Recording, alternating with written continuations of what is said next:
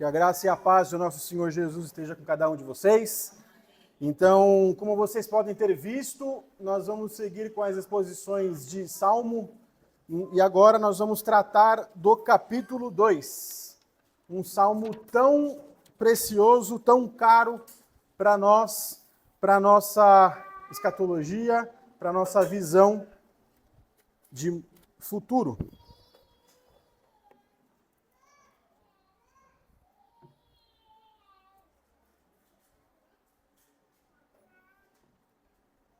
E o título desse sermão é O Maior Reino de Toda a História. E a palavrinha para as crianças, para os papais, depois, ou para os avós, explicarem para os seus filhos é otimismo. Então, Salmo 2, dos versículos 1 a 12. Se todos acharam, vamos ler as Santas Escrituras. Por que se enfurecem os gentios e os povos imaginam coisas vãs? Os reis da terra se levantam e os príncipes conspiram contra o Senhor e contra o seu ungido, dizendo: rompamos os seus laços e sacudamos de nós as suas algemas. Ri-se aquele que habita nos céus, o Senhor zomba deles. Na sua ira, a seu tempo, lhes há de falar, e no seu furor os confundirá. Proclamarei, porém, constituí o meu rei sobre o meu santo monte Sião. Proclamarei o decreto do Senhor, ele me disse: tu és meu filho, eu hoje te gerei. Pede-me, e te darei as nações por herança e as extremidades da terra por tua possessão. Com vara de ferro as regerás, e as despedaçarás com um vaso de oleiro. Agora, pois, ó reis, sede prudentes, deixai-vos advertir, juízes da terra.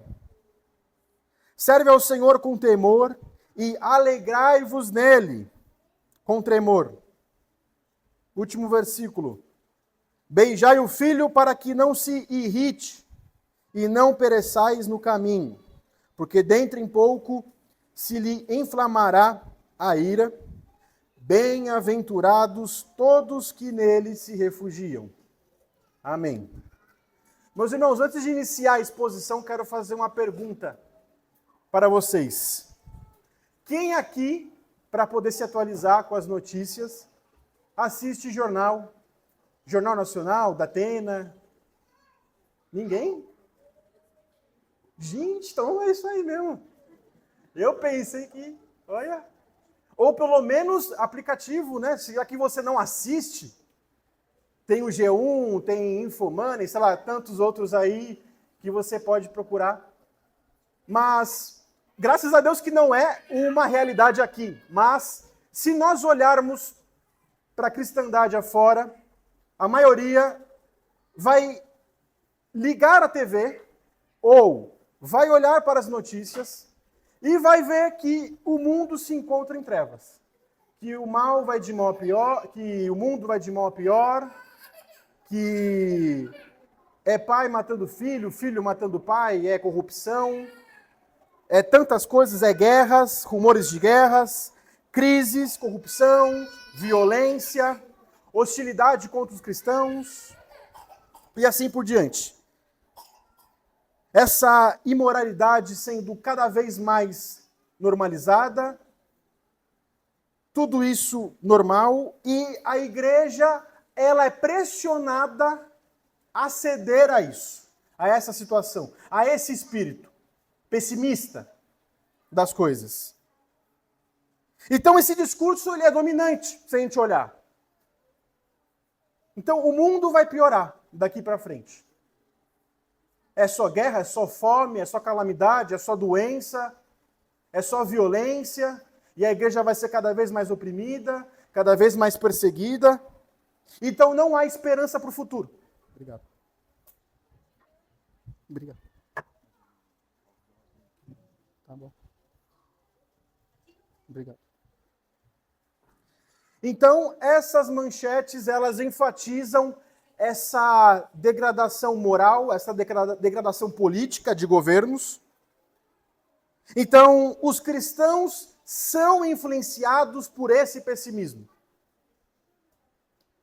Se você ver filmes, então acaba pensando assim, tá, então quer dizer que é algo inevitável.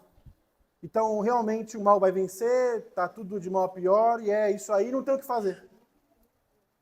Mas só que, será que o mundo está, de fato, fadado a esse colapso? Será que essa é a visão bíblica do futuro da Terra?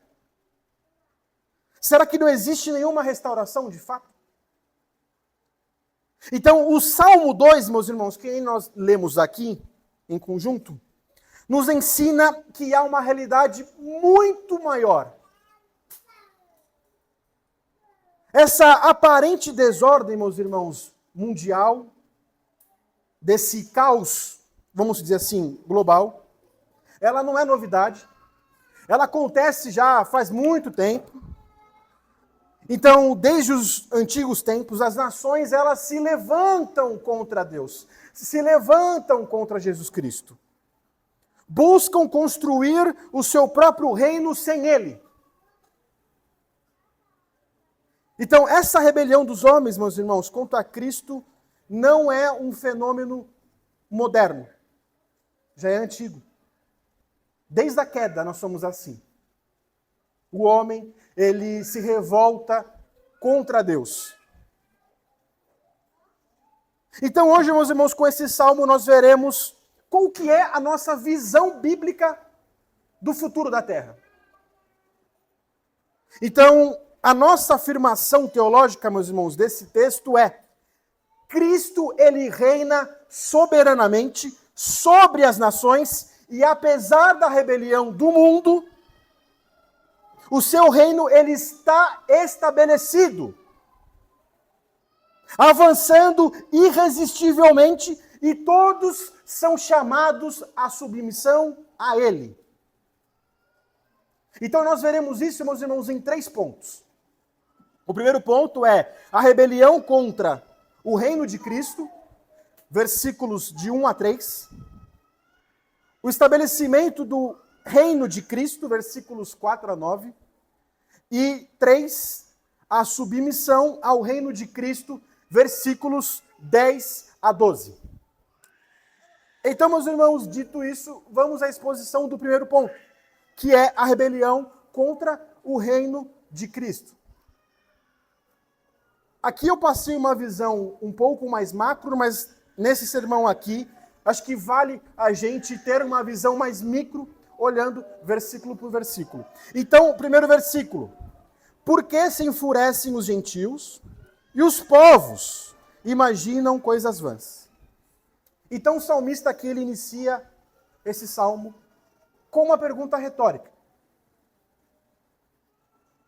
Isso revela essa insensatez das pessoas, dos povos, das nações, contra Deus e contra o seu ungido.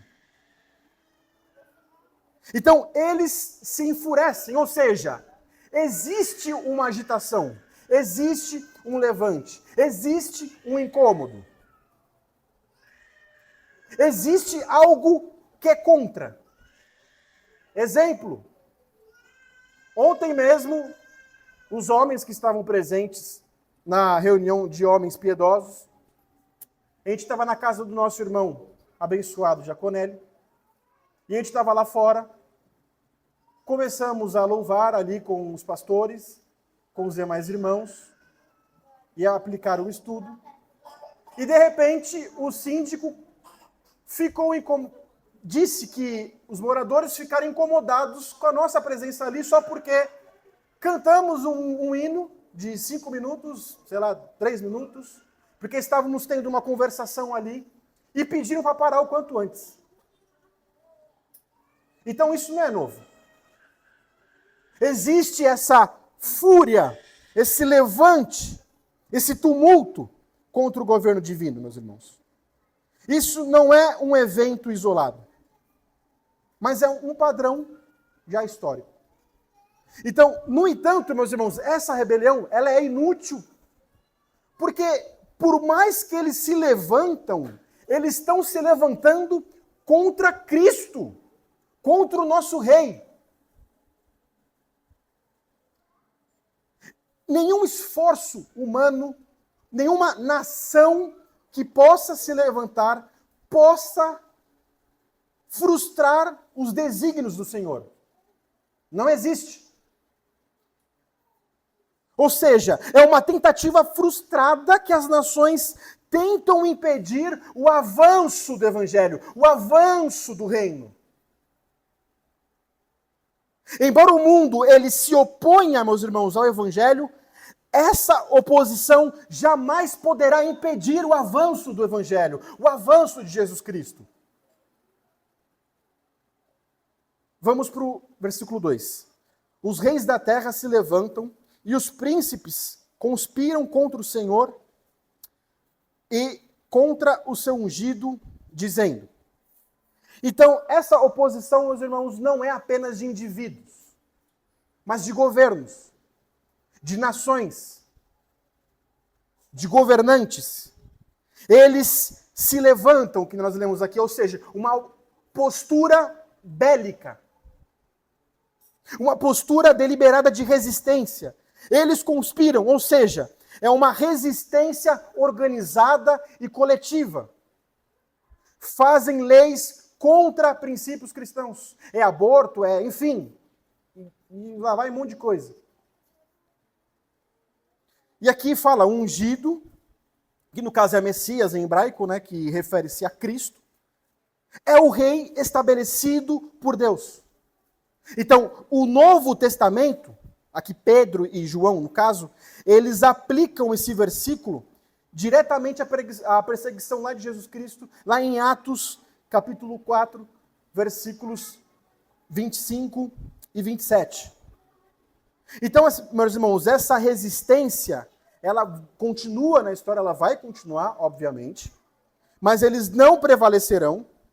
Então, esses sistemas políticos, filosóficos, culturais do mundo, frequentemente se levantam e vão se levantar contra Cristo, contra a igreja, contra o reino de Cristo. No entanto, esses governantes, meus irmãos, da terra, por mais que eles se opunham, eles possam se opor, Cristo já está entronizado. Cristo já está reinando. O seu reino, ele avançará por todas as nações até que se curvem diante dele. Não são palavras do irmão Vítor, são palavras de Salmo 110, versículos 1 e 2 e 1 Coríntios, capítulo 15 e 25. É as próprias escrituras que falam isso. Versículo 3. Rompamos, aí eles dizem, né? Rompamos os seus laços e sacudamos de nós as suas algemas. Aqui está a essência dessa rebelião. O que eles querem? Autonomia, independência. Eles não querem se sujeitar à autoridade de Deus. Então, essas nações, elas desejam autonomia, rejeitam a lei divina. Então, essas figuras aqui, meus irmãos, de linguagem, laços, né, e algemas, que nós lemos aqui, mostra como o homem pecador enxerga o governo de Deus. Mas só que ele não entende que é ele que está enlaçado, enredado pelo pecado. Que em Cristo ele ganha a verdadeira liberdade. Então, meus irmãos, esse espírito de independência, que eu falei, não é desde agora, é desde o Éden, nós vemos, na Torre de Babel, nós vemos, em impérios que se levantam e querem dominar tudo, acham que podem tudo, de governos, de ideologias, que tentam se sobrepor à soberania divina. Mas só que, meus irmãos, eles não entendem que essa resistência ao governo de Cristo, mais uma vez, não prevalecerá. Embora o mundo ele tente se livrar desses princípios bíblicos, esses princípios do Deus já determinou que todas as nações se submeterão a Cristo. Mais uma vez, não é minha palavra. Procurem lá, Salmo 22, versículos 27 e 28, e o profeta querido do irmão, pastor André, Isaías 9, versículo 7. O reino de Deus, ele cresce, meus irmãos, progressivamente, e não há nada que possa pará-lo. Ele vai vencer essa oposição até que a terra ela seja cheia do seu conhecimento. Vamos para o ponto 2. O estabelecimento do reino de Cristo. E aqui, meus irmãos, olha só a resposta de Deus, né, que a gente vai ver aqui nesse ponto.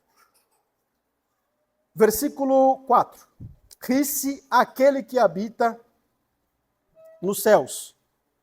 O Senhor zomba deles. Olha a reação de Deus em olhar tudo isso. Ele ri. Esse riso não é de humor.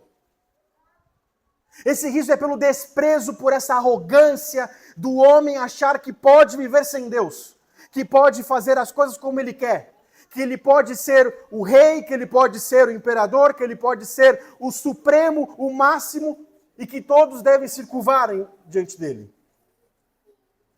Então isso daqui é muito revelador. Porque Deus, ele ri desses governos, desses sistemas que se opõem diante dele. Nenhuma revolta pode ameaçar Deus. Deus não está com medo. Então, meus irmãos, o avanço do mal e a oposição ao reino de Cristo pode sim parecer intensos, mas a história não está fora de controle de Deus. Deus está no controle de tudo. Ele já decretou, meus irmãos, que o Messias reinará e essa resistência do mundo é irrelevante para Deus. Isso nos deve encher de confiança em pensar nisso. Meus irmãos, pensem nisso. Pensem nos maiores governos, nos presidentes, nos governantes.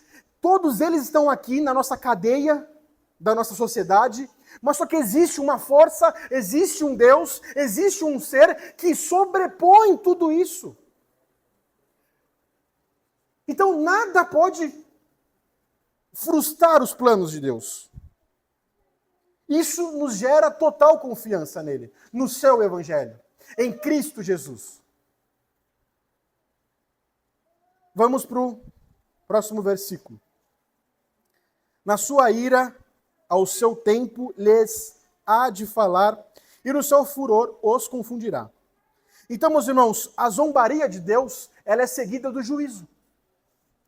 Que nem nós podemos ver aqui. E é um juízo sério. Não é estar diante de um tribunal humano, de um juiz humano. É contra o rei dos reis que nós estaremos.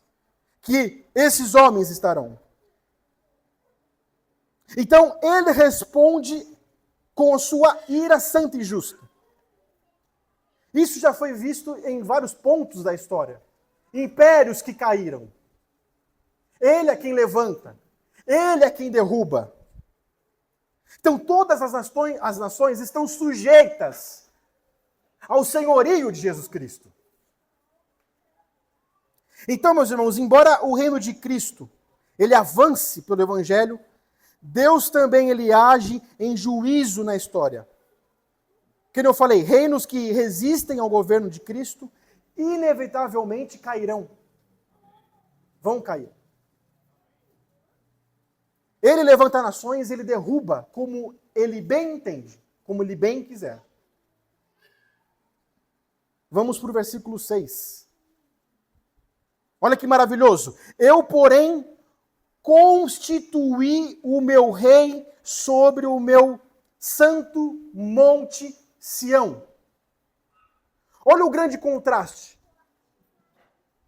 Enquanto os homens conspiram, Deus já estabeleceu o seu rei, o nosso rei.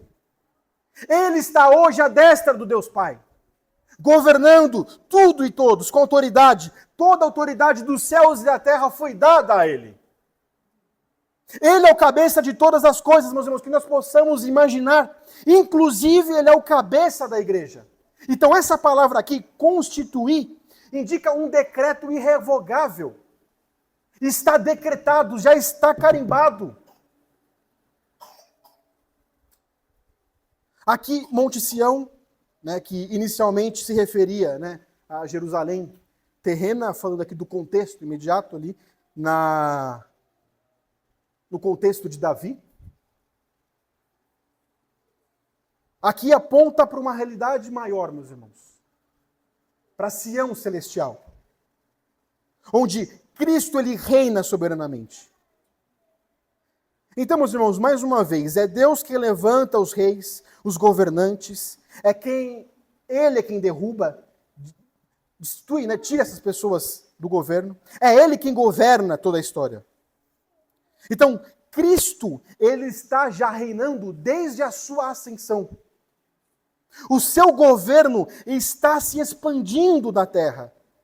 Ele não precisa governar, porque Ele já está governando, Ele já é rei.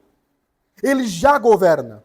O seu reino está crescendo, assim como nós vimos, como um grão de mostarda e se expande como uma montanha. Vamos para o avante, meus irmãos. Proclamarei o decreto do Senhor. Ele me disse: Tu és meu filho e hoje te gerei. Então aqui, meus irmãos, nós temos essa declaração oficial do reinado de Jesus Cristo, desse reinado messiânico. O Novo Testamento interpreta assim essa ressurreição, a exaltação de Jesus Cristo. Mais uma vez, não é palavra do irmão Vitor. Os próprios apóstolos fizeram isso. Está lá em Atos 13:33 e Hebreus 1:5. O hoje te gerei não se refere à criação de Cristo. Não é que Deus criou Cristo, mas sim a sua coroação como rei ressurreto. Então, os próprios apóstolos aplicaram isso lá atrás já. Essa ressurreição da morte de Jesus Cristo. Isso aqui também se refere à à geração eterna, aquela doutrina de Orígenes, da eterna geração de Jesus Cristo. Onde o Pai, ele não criou o Filho. Essa palavra gerar aqui, na Trindade, implica eternidade. Para nós, gerar, para nossa concepção limitada, falha, a gente pensar, gerou o Filho, a gente pensar, criou o Filho. Que nem, não vamos pensar igual o Testemunho de Jeová, entre outros. Que gerou o Filho, que criou o Filho, que é uma criação. Esse termo aqui, gerar, é para mostrar essa relação de pai e filho, para mostrar que o filho, ele é coigual ao pai. O filho, que nós vimos com o André no curso de membresia, que o filho, ele é consubstancial ao pai. Ele é da mesma essência, ele é Deus. É isso que está falando aqui, esse termo. É usado para mostrar essa relação de pai e filho. Ele tem o nome mais exaltado, meus irmãos, que qualquer coisa visível e invisível que nós possamos imaginar. Ele conquistou tudo isso, todas essas terras, tudo. Ele conquistou, foi herança, porque ele morreu e ressuscitou. Ele venceu a morte, venceu o pecado. Em nosso lugar. Ele é o Filho eternamente amado pelo Pai. Então pede-me, e eu te darei as nações por herança, e as extremidades da terra por tua possessão. O domínio de Cristo é universal. Ele não reina sobre um grupo específico, mas sobre as nações, meus irmãos. Então essa promessa se cumpre progressivamente, mais uma vez, com o avanço do Evangelho. Cristo já recebeu por herança as nações.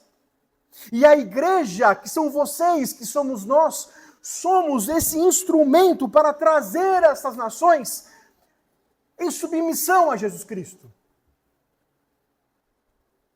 Porque é através de vocês, de cada um de vocês, que o Evangelho é proclamado. Então, esse verso, meus irmãos, ele é crucial. Ele mostra que o mundo não está destinado ao fracasso, porque está nas mãos do nosso Rei Jesus Cristo, toda a terra. Ele está tomando conta da história.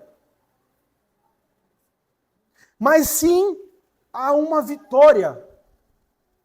Então, à medida que a igreja ela proclama o Evangelho, as nações são gradualmente conquistadas para Cristo. Então, vamos para o próximo versículo.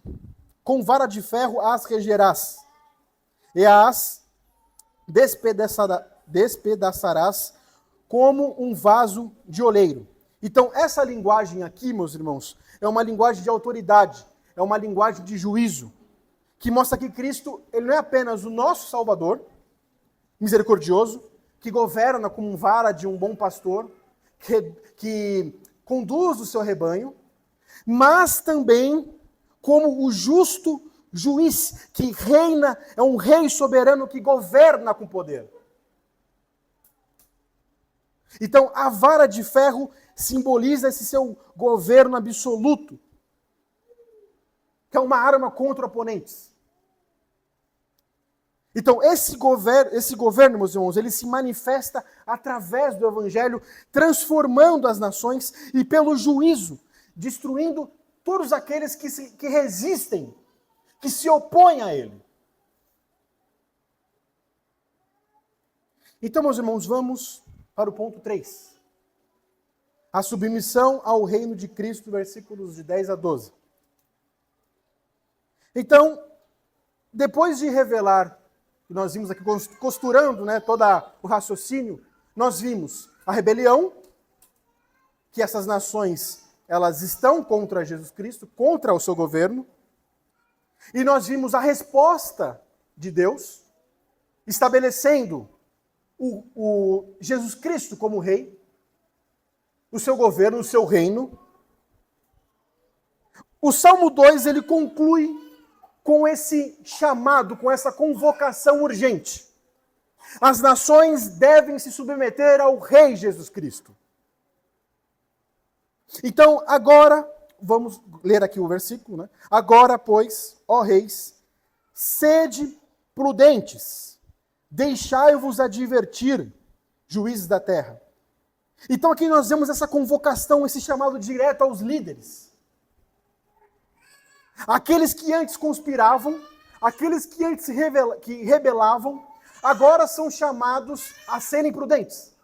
São chamados a se submeter a Jesus Cristo. Então, essa prudência aqui, meus irmãos, mencionada, ela envolve esse abandono dessa rebelião.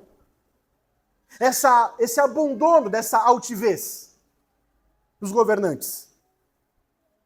E a reconhecer a autoridade do rei estabelecido por Deus. Então, meus irmãos, esse versículo aqui, ele é uma exortação a uma conversão nacional. Entre aspas aqui. O que eu quero dizer é que as nações do mundo se sujeitarão a Jesus Cristo, mas eu não quero dizer que o país todo vai se converter. O que eu quero dizer é que uma boa parte da nação, da população, vão se converter, a população, as pessoas, vão se converter a Jesus Cristo. Essa é a nossa escatologia. Que o Evangelho avançará em todas as nações.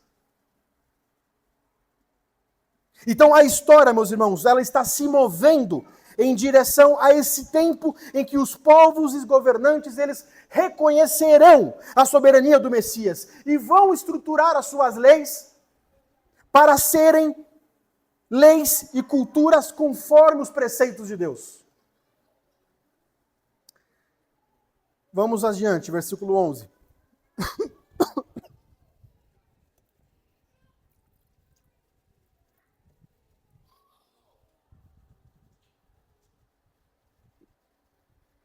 Versículo 11, meus irmãos. Serve ao Senhor com temor e alegrai-vos nele com tremor. Então, a submissão ao reino de Cristo, meus irmãos, não é apenas externa, mas envolve essa transformação de coração, das nações, das leis. Ao invés de construir sistemas que rejeitam a lei do Senhor, eles vão se organizar para servirem ao Senhor. As nações são chamadas a reverem, a se renderem voluntariamente ao governo de Cristo. Então, essa, meus irmãos, transformação, ela não é vista como algo exclusivamente escatológico que vai acontecer lá no futuro somente. É algo gradual que vai acontecendo progressivamente. Pode ser que aconteça de maneira lenta, mas vai estar acontecendo. Então, à medida que o evangelho, ele penetra e molda cada aspecto da sociedade, nós veremos esse avanço do evangelho. E por último, meus irmãos, versículo 12, beijai o filho, para que não se irrite, e não pereçais no caminho, porque dentro em pouco se lhe inflamará a ira. Bem-aventurados todos que nele se refugiam. Então, meus irmãos, esse ato de beijar o filho já é algo antigo, que vem até hoje na nossa sociedade, que é esse ato de reverência, de submissão, de beijar a mão de alguma autoridade, de rei, enfim, de reverência, ou o ato de se encurvar. Então, esse salmo, meus irmãos, ensina que o único caminho para a benção dessas nações é essa rendição completa a Jesus Cristo.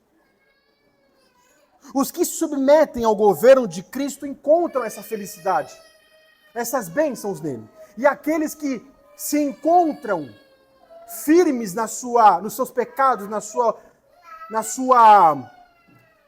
altivez, sofrerão referente a isso.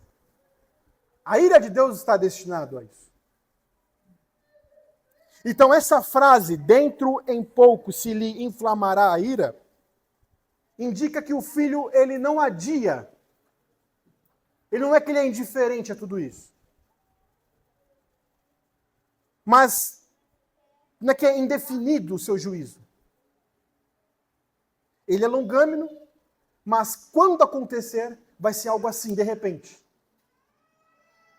E ai daquele que está com o queixo de pé diante dele. Então, esses impérios e culturas que rejeitam a Cristo estão sim fadados a esse colapso. Mas, meus irmãos, ao mesmo tempo, a promessa final é: bem-aventurados todos que nele se refugiam. Então, meus irmãos, como que nós podemos aplicar este Salmo 2 que nós vimos em nossas vidas?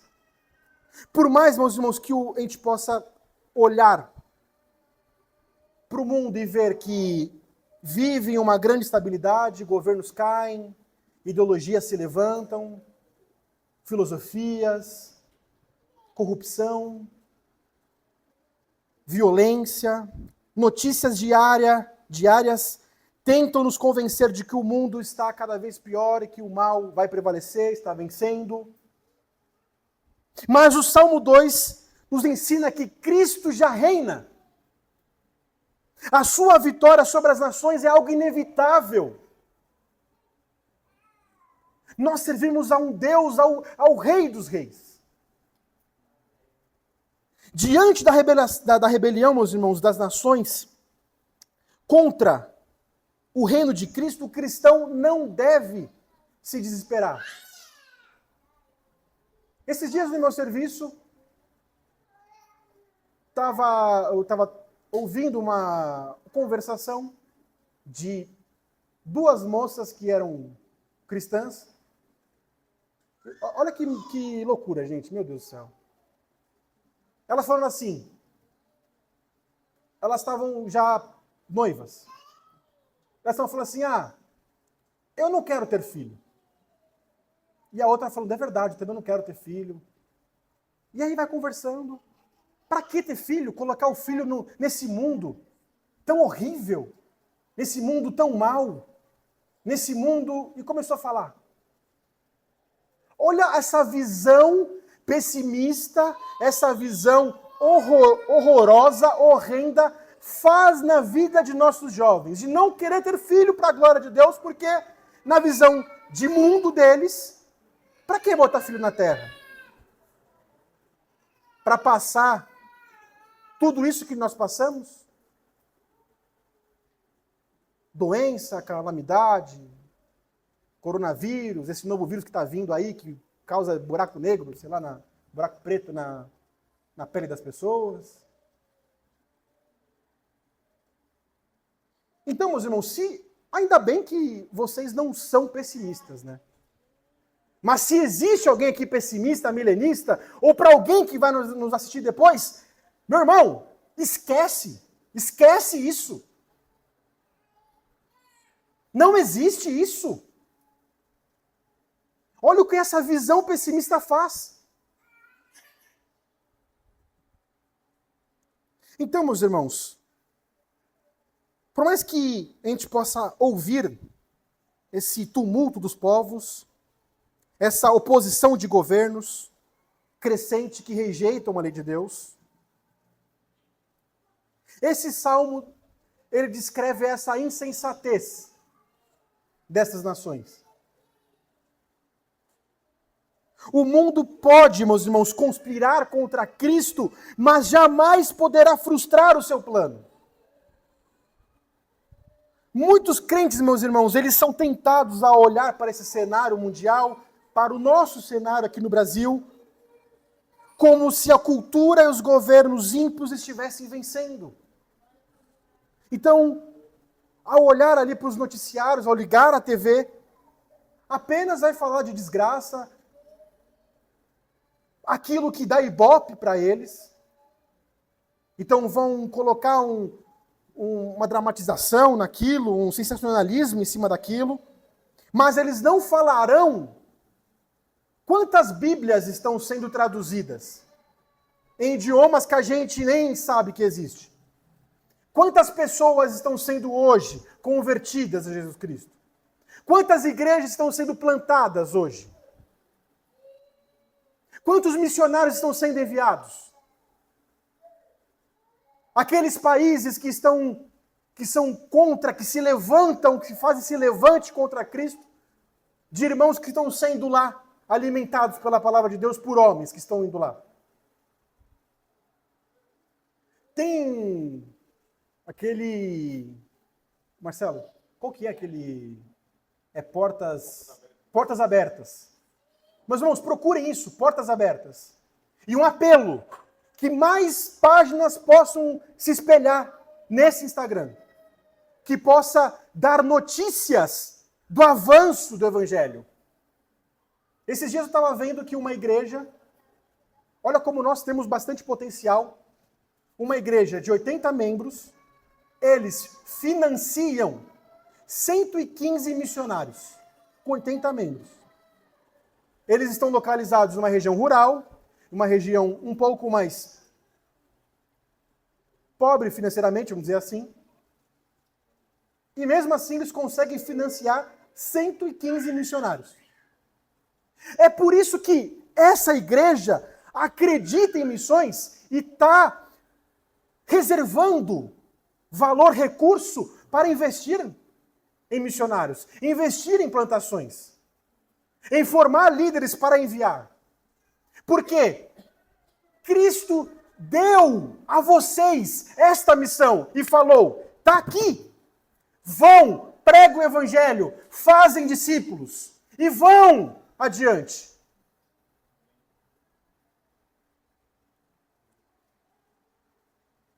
Mas só que, meus irmãos, não devemos dar ouvidos a essas notícias. Porque se de fato você sentar na TV ou você ficar em aplicativo de notícia e você só vai ver desgraça, você vai sentar. Olha só que doideira, né, gente? Que loucura. O que esse pessimismo faz? Deixa os cristãos acomodados. Porque você vai cruzar o braço e vai falar: é verdade.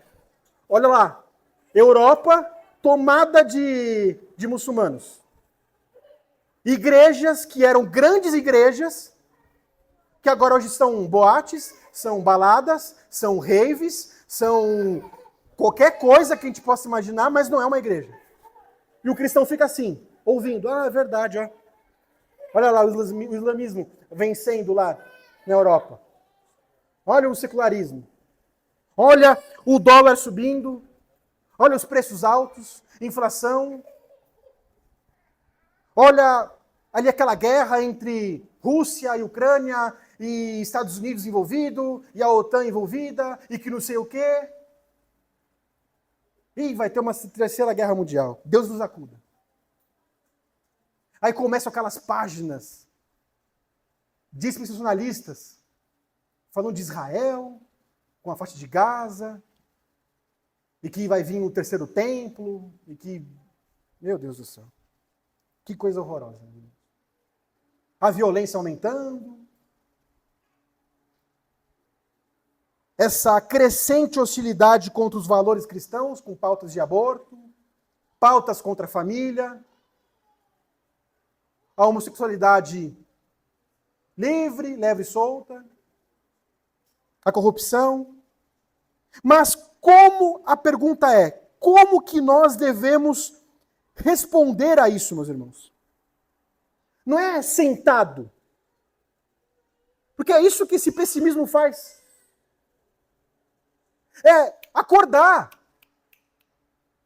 Eles estão lá fazendo um monte de filhos lá na Europa, lá, e estão tomando toda a Europa, marginalizando toda a Europa. Se você vê lá, eu morei lá, eu vi. Bairros inteiros de muçulmanos, que eram bairros belos, que virou um bairro marginalizado, e que eles roubam, que eles matam, e que eles avançam, e vão criando mesquitas, mais mesquitas, e o cristão olhando, é verdade, é cumprimento.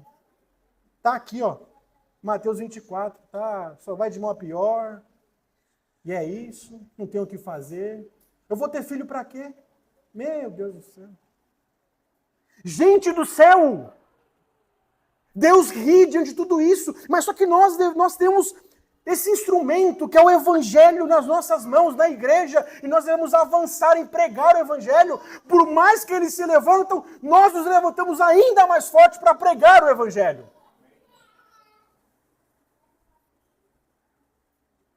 Nada pode impedir o avanço do reino. Mas só que a pergunta que fica é: a sua confiança está onde? Nas manchetes? Ou na vitória que esse livro nos traz, que nos fala de Jesus Cristo? Ou melhor, meus irmãos, você está em rebelião contra Jesus Cristo, ou você está submisso a Ele? Então olha, Mark, olha, Martim, prestem atenção. Olham, vocês precisam ver a beleza de Jesus Cristo. Hoje, vocês estão em pecado.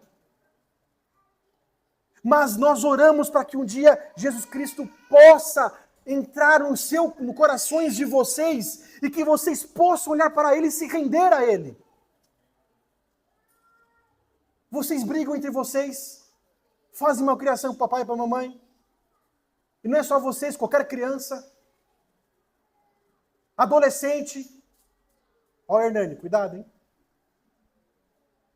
Oabe, Raquel, Melissa, Pedro, a filha da Jaque. Então, meus irmãos, não esperem por muito tempo. O que vocês estão esperando? O que vocês querem? Quer que venha um anjo, estenda a mão e puxe você e fala, olha para o coração de vocês. Veja que vocês estão em rebelião contra Deus, contra Jesus Cristo que morreu em seu lugar para pagar os seus pecados. E ele ressuscitou para que ele pudesse garantir para você a sua justificação. Para que você não precise carregar sobre si toda essa ira de Deus.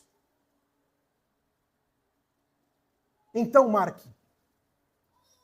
Ore quando você estiver orando, ore para o Papai do Céu poder abrir os seus olhos. Para que o Papai do Céu ele possa fazer com que você enxergue que você precisa de um Salvador. Que todos nós precisamos. Nós não devemos nos intimidar, meus irmãos, por essa resistência do mundo. Que nem eu falei, se esses poderosos eles se levantam contra Cristo, nós nos levantamos para pregar o Evangelho. E vamos avante diante disso. Porque é esse Evangelho que salva. É esse Evangelho que restaura. É esse Evangelho que nos traz para perto de Jesus Cristo. Que nos capta a nossa afeição. Que enche o nosso coração. Que faz queimar, que faz cair lágrimas de nossos olhos. Que conta a história desse Deus homem. Então, meus irmãos, o mundo ele deseja romper esses laços, sacudir as algemas da lei de Deus, mas só que nós devemos reafirmar o seu domínio em todos os aspectos da nossa vida, no trabalho, fale de Cristo, viva o Evangelho, na família. Enquanto nossos filhos estiverem sob a nossa casa, sob sob a nossa tutela, sob o nosso teto, sob o nosso domínio, é isso. É poucas. Vai na igreja comigo e ponto, acabou. Vai decorar o catecismo, ponto, acabou. Vai orar comigo, ponto, acabou. Vai fazer culto doméstico comigo, pronto, acabou. Não tem ideia. Nós devemos instruir os nossos filhos. A partir do momento que eles saem da nossa casa e eles constroem a sua vida, aí é com eles. Nós fizemos a nossa parte. Educamos eles para Deus, para Jesus Cristo. Agora, da nossa porta para fora, está longe de nós em influenciar de querer converter à força. Não é isso que eu estou querendo dizer. Mas aqui, enquanto estiver sob os nossos cuidados, nós vamos criar para que os nossos filhos cresçam para Jesus Cristo. Na cultura, meus irmãos, não aceite essa narrativa de que o mundo está de mal a pior. Não aceite essa narrativa que o cristianismo está em declínio. Muito pelo contrário, contribua para o avanço. Olha a situação do André que ele deu hoje de manhã, de exemplo. Ele estava numa situação terrível, com o seu filho na UTI, onde a sua esposa e ele estavam por terra. Mas, ao olhar para Jesus Cristo, ao olhar para essas Escrituras, ele encontrou forças em Jesus Cristo. E o que ele fez?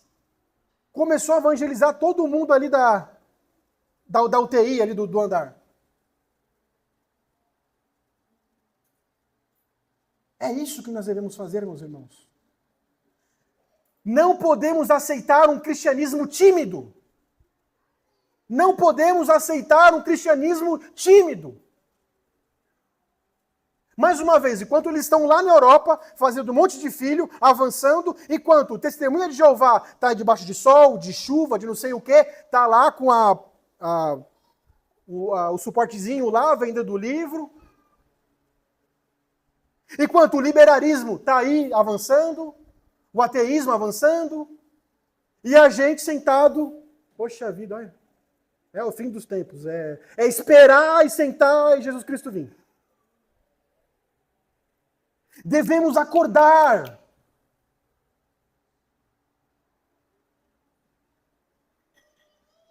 Embora, meus irmãos, essa oposição, de fato, ela seja real, ela é temporária. Os planos dos homens são vãos, que nós vimos aqui, nós lemos. Mas o decreto do Senhor é eterno. Então, com o avanço do evangelho, meus irmãos, na sociedade, significa que cada oração, cada testemunho, cada discipulado, cada pregação vai construindo uma sociedade, o evangelho vai avançando e vai construindo uma sociedade com princípios bíblicos. Então a história não está fora de controle, meus irmãos.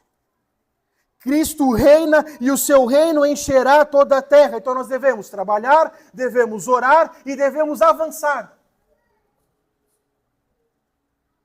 Se você tem vergonha, se você é tímido para falar do evangelho, meu irmão, minha irmã, ore para que Deus tire essa timidez.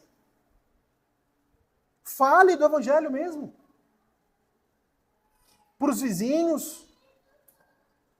Não tenha vergonha. Eu não sei falar. Como você não sabe falar?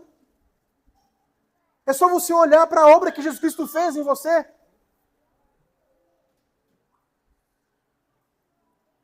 Os reinos desse mundo, meus irmãos, não são eternos.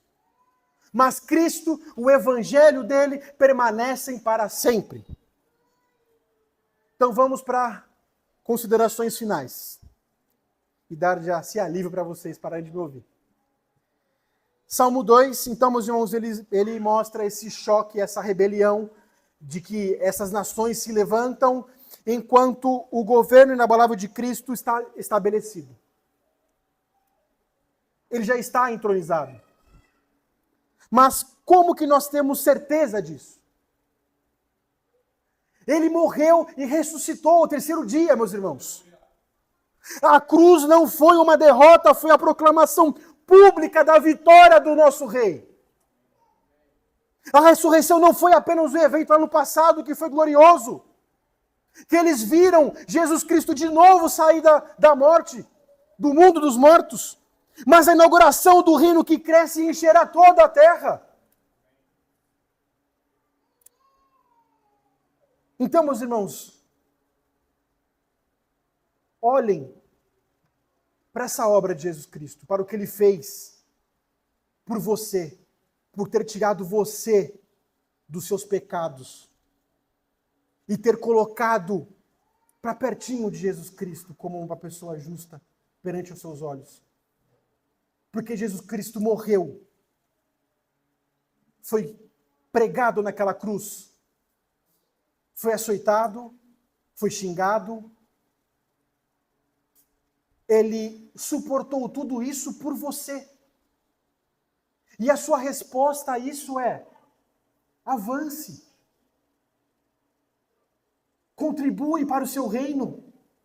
Ele não hesitou em salvar você. Ele não hesitou em entrar no seu coração.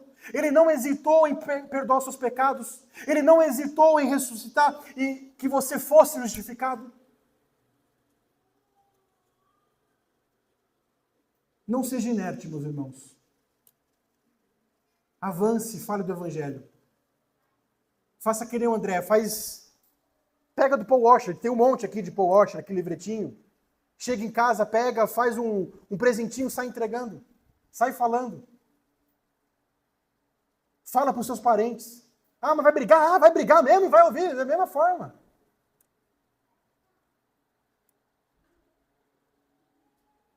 Gostando ou não gostando, vai que chegou o tempo dele, de Deus amolecer o coração dele, entrar no coração dele.